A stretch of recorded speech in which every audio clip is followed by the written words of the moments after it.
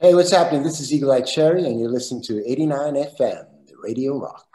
Fala galera, beleza? Eu sou o Wendell Correia e hoje eu vou conversar com o Eagle Eye Cherry. Tá com música nova, I Like It, tocando direto na programação da Rádio Rock. Fala com ele sobre essa música nova, sobre o álbum novo que ele tá preparando também. Brasil, o cara já até gravou clipe em São Paulo, vem pro Brasil direto, adoro o Brasil. Então vou trocar ideia com ele sobre isso e muito mais, tudo isso com exclusividade para 89, a Rádio Rock. Hey Eagle, how are you, man? I'm good. How are you doing? I'm fine. So nice talking with you, man. It's a pleasure. Right on. I see you have a guitar back there. Do you play? I play. One of the first song, and I mean it, I'm not just saying because of you, was Save Tonight and Falling in Love. 4 chords. That's all you Four need. chords. And Falling in Love, 3 chords. Exactly. Cool, man. I learned some Red Hot Chili Peppers songs. Then I got you. I got your songs. Right on. Good That stuff. was nice. So as you talk about it, what was the first song you learned how to play on guitar? Oh, well, it's an interesting question because the reason there are only 4 chords in Save Tonight is because I was just figuring out the guitar. The guitar was the key to me finding my sound. When I was writing my songs and just kind of starting to get a record deal, I didn't really exactly know what I was going to do because I listened to a lot of different kinds of music. And then I'd left New York, started spending time here where I am now in Stockholm, borrowed an apartment from someone that I knew, and it had a guitar just like that sitting behind you, just in the room. And I hadn't really messed around with the guitar. I programmed and played some keyboards, and I was a drummer originally. And then that guitar, the song I wrote was Comatose. That's on the first album. And doom, doom, doom, doom, doom, doom, doom, doom.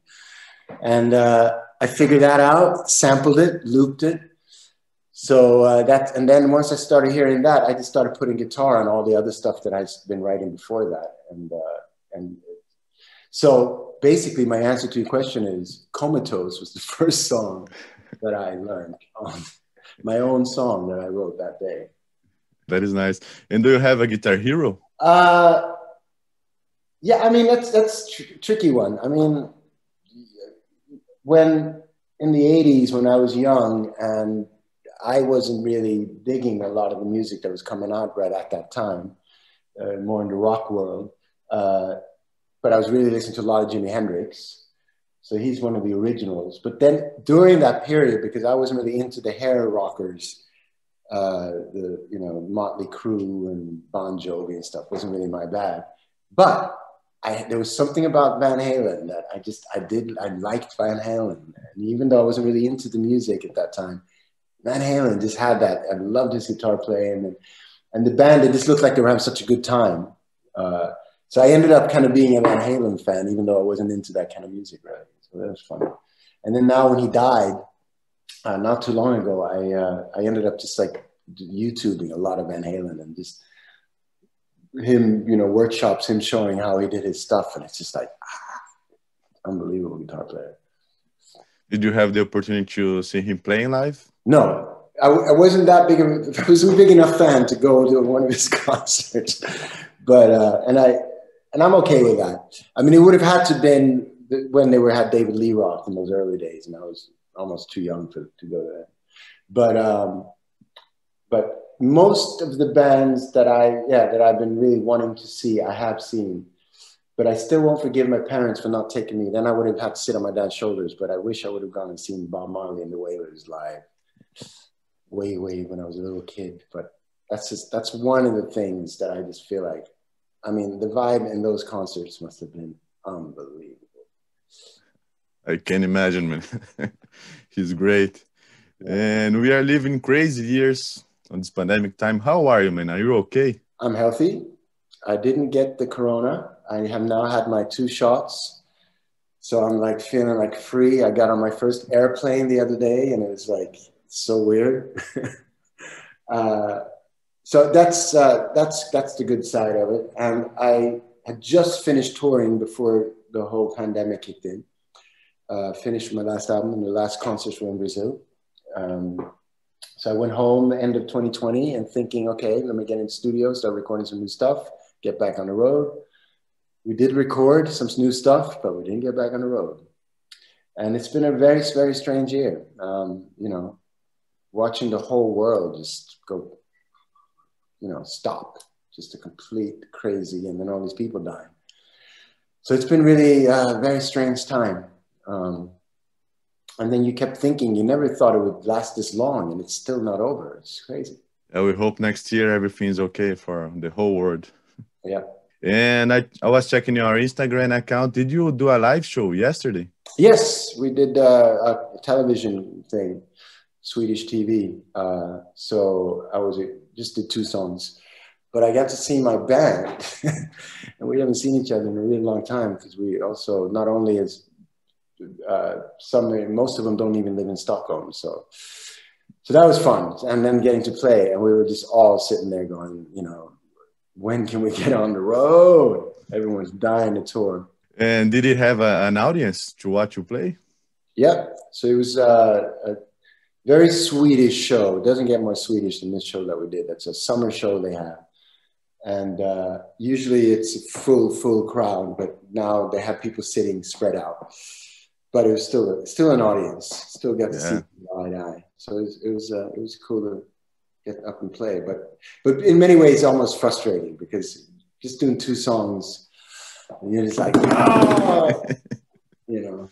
So but it was definitely. So the best part was actually just getting to see the band. When you warm up, you have to stop when you play only 2 songs, right? It's a really hard gig doing those TV things, because it's like 3.5 minutes, you know. And when you play a concert, you know, you can get into the groove, build it up, and you can make a mistake, and it doesn't really matter and stuff. But those 3 minutes have to be perfect.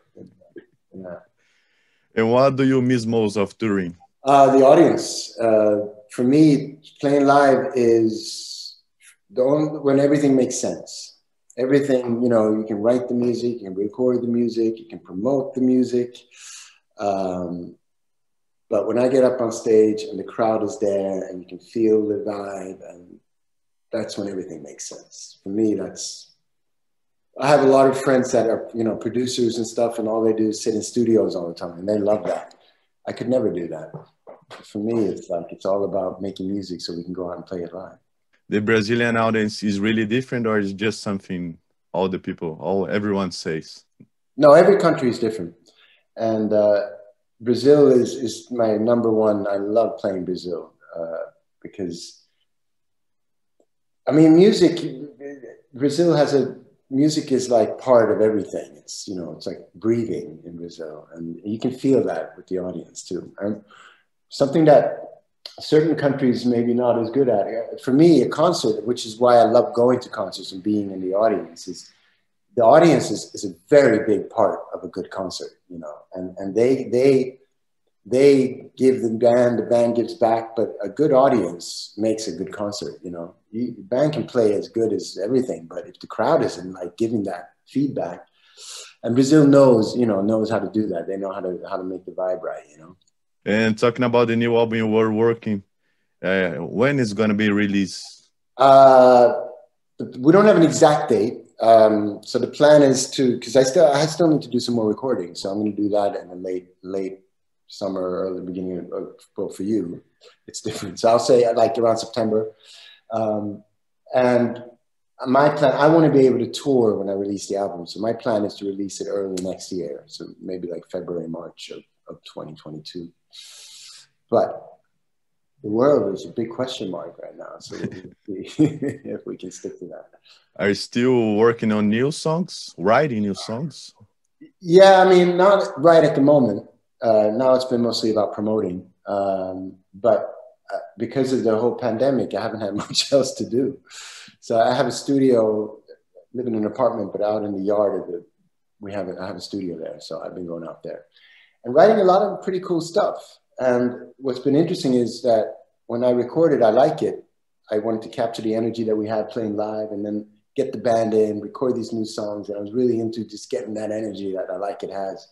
So that was my plan, was to make an album kind of in that vein. And then I've been writing all this different kind of stuff. So I'm not sure what the album's going to be. We'll see. And I like it. It's a really great song. Are doing so well on our radio station. Listeners are really enjoying it. And what means this song for you? I like it. It's basically, when I wrote it, I was thinking about my times when I had my first apartment when I was really young, living in Brooklyn, New York, and life was just a big party. Every night I was out with my friends and having the best time in the best city in the world, you know, and you'd wake up many times feeling horrible, but all I wanted to do was get back out there and see my friends. And that's what I was thinking about when I wrote the song. But what's interesting is then now when it was time to release the song and I revisited it, I suddenly realized that this is what everybody's dying to do is to go out and meet your friends and, you know, have a party. And we haven't been able to do that. So the song is kind of an anthem for having a good time and going wild. And that's what is on the video as well. Exactly. Exactly.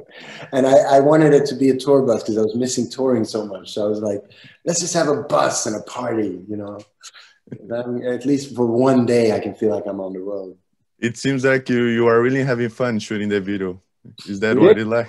And I got to drive the bus too. I've never driven a bus, and I actually got to do that. So it was good. Yeah. But then we wanted to have the contrast of the therapy session that's like kind of heavy and gray and dark to make the party scene even better, you know, with that contrast. Then you really feel like if you only had the party stuff in the video, then it would have just been like, okay. So we had the good kind of hot and cold, sweet and sour. And do you write the lyrics before you write the melody when you are writing a song? It all kind of happens at the same time. That song I wrote with two friends of mine. So usually you start with kind of a riff or might have a melody idea. But I don't write very many songs lyrics first, like Bob Dylan sat with his typewriter and wrote the lyrics. I've written a few songs like that, but not many. Usually I like to get the melody first, so you have the vibe, and then that kind of, and that's why I find English is such a great language, because I speak Swedish, but I don't ever write songs in Swedish. And English has got, you can say what you want to say in so many different ways, you know. So once you get the melody going, then you just kind of fill in the colors or what it's about. Did you learn anything in Portuguese? Not yet. Not yet. To the bem, you know, stuff like that. Obrigado. God, yeah. That is nice, man. You have a really, really good relation with Brazil, and even record a video for Down and Out here in Sao Paulo. How was shooting that video? You were visiting is that Sao Paulo that a lot of people know here? You were on the best avenues. Exactly. It was good. It was nice to get to see the city, and you know, that's I wanted to capture Sao Paulo. I wanted to be in Brazil. You know, one of my favorite countries, you know. So it was just like, I got to spend a lot more time than I normally do in Sao Paulo on that trip. So I went about maybe 10 days earlier before we were starting the gigs, just to do some promotion. And then I had a few days where I was off. And then I felt like, well, I have a day off. Why can't we just, you know, let's shoot a video. And Nando really liked that song a lot, Down and Out. He said, let's, you know, I think the Brazilian people would dig this song, so let's do it. And what are your impressions of Sao Paulo? It was good to spend time in Sao Paulo because when I've been there before, I've only been basically promoting, and I've basically just seen the city through the car window, you know, and driving from one spot to the next. And then, you know, Rio is Rio, and that's kind of, oh, that's Brazil. But I always was curious because I know that Sao Paulo is where, you know, most of the music scene is happening and things are going on. So I got time to really check it out. And then all the good food and stuff. So I got a much better feel for the city because I just didn't really, to me, it was just this giant, massive concrete, you know. So that was great to get to go to some clubs and hear some music. And then I kind of got, you know, a little bit of that, what New York used to be. Now New York is so clean and perfect, you know, it's not the city that it was when I was living there. So I found Sao Paulo to be a little bit more in that vibe. I'm not going to ask you if you prefer Rio or Sao Paulo because I don't want to put you in that spot because we have that discussion here in Brazil. No, I mean, I would prefer Brazil. I mean, if I had to move, today somewhere, and the choice was between, I would move to Brazil normally, but you need to get rid of your president first, and then I'll come. But one of the reasons I don't live in the US right now is I politically don't really dig what's happening in America. I find America has become an incredibly polarized place. And, you know, it's the country where I think people should unite, and instead it just keeps going farther and farther apart. But I have a very special relationship in New York because I spent so much time there. So, you know, I still go back there a lot. But every time I go, I'm like, I love this place, but I don't want to raise my children in this country right now. And what do you most enjoy here in Brazil? I mean, the music and the food, and then of course playing gigs. But I just love Brazilian food. It's just so good, and yeah, and it's where I live. You can't, you know, it's hard to find. You can't get that stuff. So it's that, yeah, going and hearing bands and music and eating great food. Any fun story in Brazil that you can share with us? Well, one fun story. I mean, there's quite a few. One was when we played the festival in. I think it was the first time I came to Brazil. We were playing the what's it called? The Free Jazz Festival? Free Jazz Festival. Yeah. This is a while ago. So it was with the Roots and Finliquay. 1999, is that right? That sounds right. Yeah. And Finliquay, you know, he was partying pretty hard. I saw him like sleeping on the beach one morning, you know, like this. I was like, is that Finliquay? Passed out on the beach. So he was going for it pretty hard. And then the first night, it was 2 gigs. So one was in Sao Paulo, one was Rio. I don't remember which one was first. And the first night, I think he lit a big spliff on stage. And it was live on MTV. So they were kind of nervous that he would do stuff like that again. So they asked me, I get a call saying, could you play before Finliquay and he'll play last, just in case he does something crazy, we can cut it off. I said, fine. And then the gig got really late. This is a long story, but if you got a minute. The gig got really late. So when we were playing, you know, it was time for Finliquay. So when he arrived, the Roots were still playing and there was still us and then him. And he got really frustrated because the concert was so late. So I'm watching the Roots and I see Finliquay walk out on stage and he's pointing to his watch, telling the Roots to get off stage. And he walks across and I'm going, and I run and tell the band, you're not going to believe what just happened. Finliquay walked across the stage telling the Roots to stop playing. And just as I'm explaining that to the band, the Roots finished playing, came out, and they wanted to beat the shit out of it. And I just hear all these people screaming and they're like, where is that motherfucker? And guards just trying to stop him. And I was like, I couldn't believe that he did that. Yeah, it must have had a death wish. So that same trip, they surprised me when some TV show that was doing an interview had flown down one of my dad's best friends, a musician, Nana Vasconcelos, who was like an uncle to me, and surprised me. I had no idea. So that was also a very special moment to come down to the lobby and there's Nana. Family. That is nice, man. What else do you listen to Brazilian music? I need to catch up on that. So at the moment, I'm not listening to any Brazilian music. I've been listening to a lot of Lil Nas X, Olivia Rodrigo, Phoebe Bridges. I really like a lot. Yeah.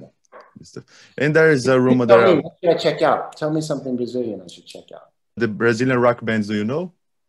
No, you tell me something. Mutantes. Mutantes? You should listen to them. There is one that I really enjoyed. They are called Titãs. They are from the 80s. Okay. And another one, let me think, Skank. Okay. They have a music with Santana as well. Oh, okay. I think this free one you know, but it's more like rock bands. Yeah.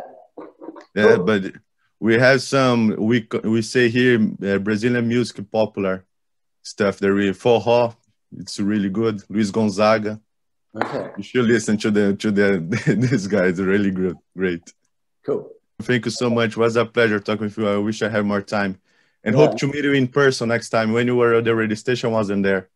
Okay. Well, next time I'll see you. Thank you so much, man. Bye-bye. 89, a Rádio Rock.